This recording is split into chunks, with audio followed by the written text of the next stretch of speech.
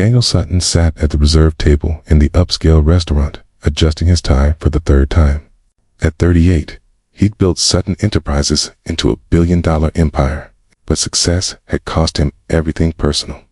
His assistant had convinced him to try one last blind date before giving up on finding someone completely. The woman was late. 15 minutes now. Daniel checked his watch, ready to leave.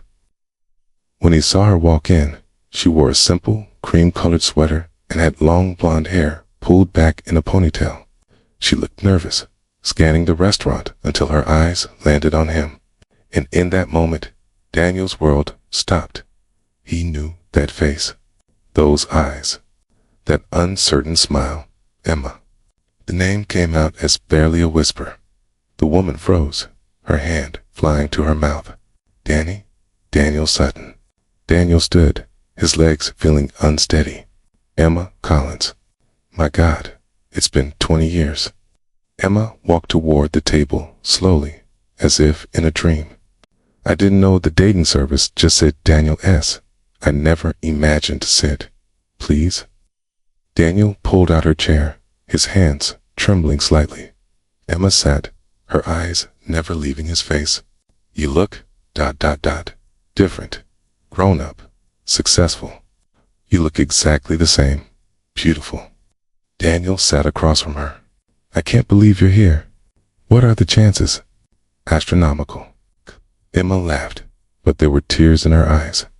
Danny Sutton, the boy who shared his lunch with me every day in 5th grade, 'cause you were too proud to admit you were hungry. Daniel smiled at the memory. You'd sit there with nothing, saying you'd already eaten. My mom was working 3 jobs. There wasn't always food. Emma's voice was soft. You never made me feel ashamed. You just said you'd packed too much, and would I help you eat it? We were best friends from that day until my mom got a better job opportunity across the country. I moved away the summer before 8th grade. Kema looked down at her hands. I wrote you letters. I never got them, I figured. Or maybe you just moved on. We were kids. Tima met his eyes. But I never forgot you, Danny. My first friend. My best friend. I never forgot you either. Daniel's voice was thick. I looked for you on social media. Tried to find you. But Emma Collins is a common name. I'm not Emma Collins anymore. I got married young. Divorced 5 years ago. I'm Emma Harper now. Technically, though, I'm thinking of changing it back. She paused. I have a daughter, Lily. She's 7. Daniel saw the defensive set of her shoulders, as if expecting judgment. Tell me about her. Emma's face transformed with love. She's everything. Smart, funny, kind. She loves dinosaurs and thinks being a paleontologist is the coolest job ever. What does her father do? Emma's expression hardened. He left when she was 2. Decided fatherhood was too much responsibility. We haven't heard from him in 5 years. I'm sorry, Stumpy. We're better off without him. Emma took a breath. I work as a nanny for a family in the city. It pays the bills and lets me be around kids, which I love. It's not glamorous, but it's honest work. There's nothing wrong with that. Easy for a billionaire to say. Emma's tone wasn't bitter, just factual. I saw the articles about you, Danny. Sutton Enterprises. Forbes 500. You did it. You got out of that neighborhood and became everything you said you would. None of it means anything right now. Right now, I'm just a kid who used to share his lunch with his best friend.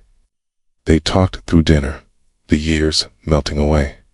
Emma told him about her struggles as a single mother. It's a constant worry about money, the exhaustion of working and parenting alone.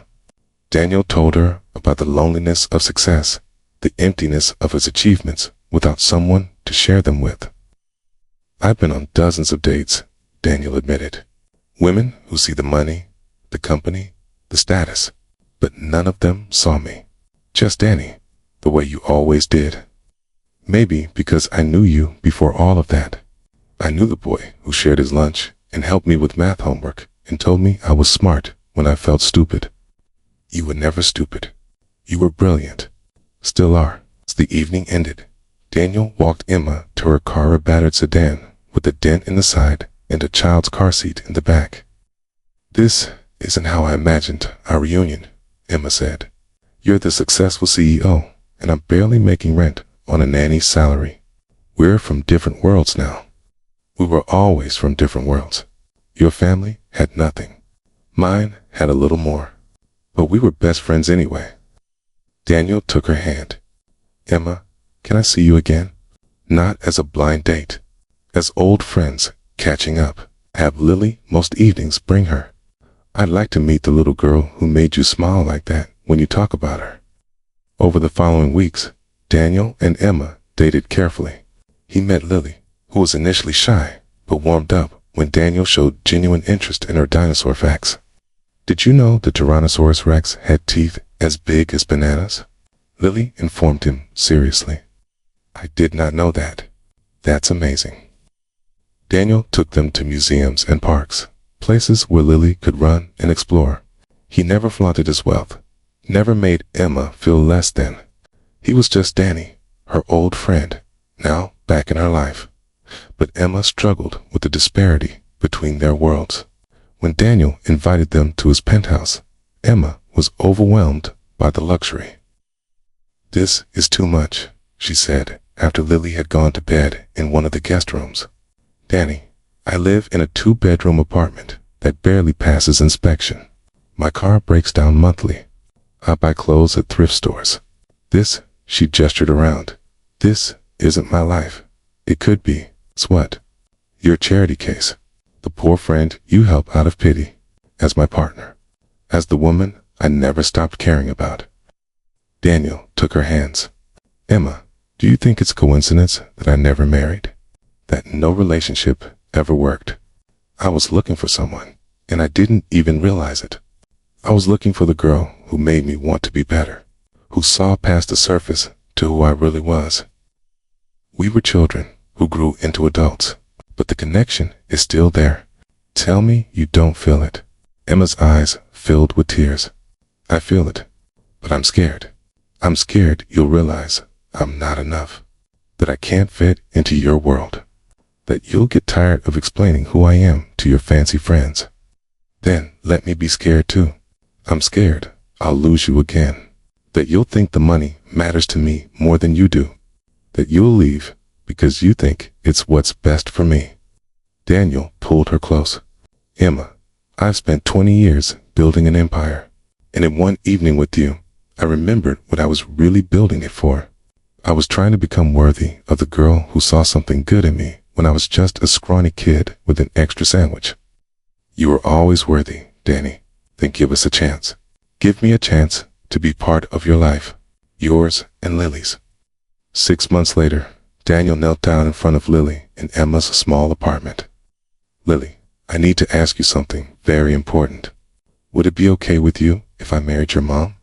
Lily's eyes went wide. "Would you be my dad? If you'd let me, would we live in the big house with all the rooms?" "We would." "Would I get to keep all my dinosaurs?" "Every single one." "We'd need to get more bookshelves just for your collection." Lily threw her arms around his neck. "Yes, you can marry Mommy." Daniel proposed to Emma that night with a ring he'd been carrying for weeks. "I know this is fast. I know people will say we're rushing, but I lost you once, and I'm not wasting another day. Marry me. Let me be the family you and Lily deserve." Emma said yes through happy tears. They married in a small ceremony with Lily as flower girl. At the reception, Daniel's toast acknowledged their unusual journey 20 years ago.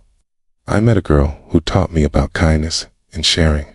She showed me that what you have matters less than who you are. We lost touch, but we never really lost each other. Because when you truly connect with someone, when they see who you really are, that connection doesn't fade. It just waits. Emma, you were worth the wait. You and Lily are worth everything."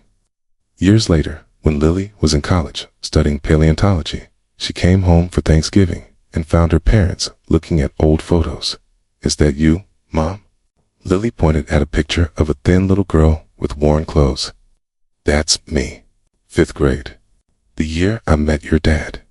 You looked sad, wise, until Danny shared his lunch with me and became my best friend.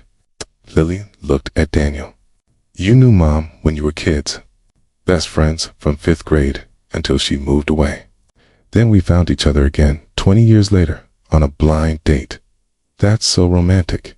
Lily gushed. It's more than romantic, Emma said, taking Daniel's hand. It's proof that some people come into your life and change everything. Even if you lose them for a while, if the connection is real, you'll find your way back. Sometimes blind dates reconnect you with your past. Sometimes your childhood best friend becomes your greatest love. Sometimes the nanny struggling to survive becomes the partner of a CEO. And sometimes sharing a sandwich in 5th grade plants seeds that bloom into a lifetime of love. If this story touched your heart, please like and share it. Subscribe for more stories about reconnection and second chances. Leave a comment about finding your way back to someone who mattered. Your stories inspire us all.